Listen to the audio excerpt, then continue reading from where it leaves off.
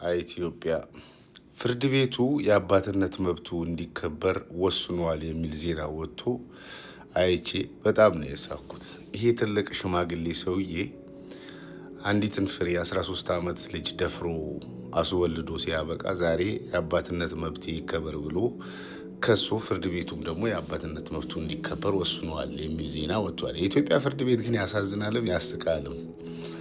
እኔም ብለው የአባትነት መብቱ እንዲከበር የወሰነው ፍርድ ቤት በመድፈር ወንጀል ውስጥ ፈርዶበታል ወይ? ደፍሮ ያለ እድሜያ ደፍሮ በማስወለድ ወንጀል ውስጥ ተፈርዶበት ታስሯል ወይ? ቅጣቱን አግኝቷል ወይ? እንዴት ነው ነገሩ?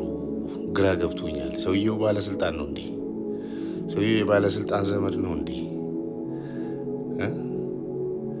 ደፍሮ በማስወለድ ወንጀሉ ያልተጠየቀ ሰው የአባትነት መብቱን ለማስከበር ከሶ የአባትነት መብቱ ተከብሮለታል ብሎ ዜና መስራቱ አስፈላጊ ነው ወይ? ያጀማ አንዲትን ፍሬ እቺ ልጅ በጣም ሕፃን ልጅ ነበረች። ያን የወለደች ጊዜ እናስታውሳለን።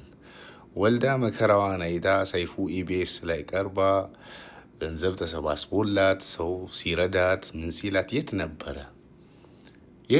ዛሬ ልጄን ብሎ የመጣው ሰውዬ ልጄን ብሎ ሲመጣ እኮ የመድፈር ወንጀሉንም አምኖ ነው የመጣው አይደለ?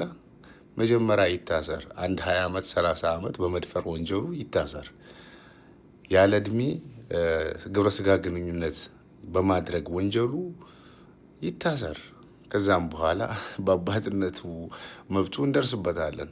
የኢትዮጵያ ሕግ ግን በጣም ነው የሚያስቀው፣ በጣም ነው የሚያሳቅቀው።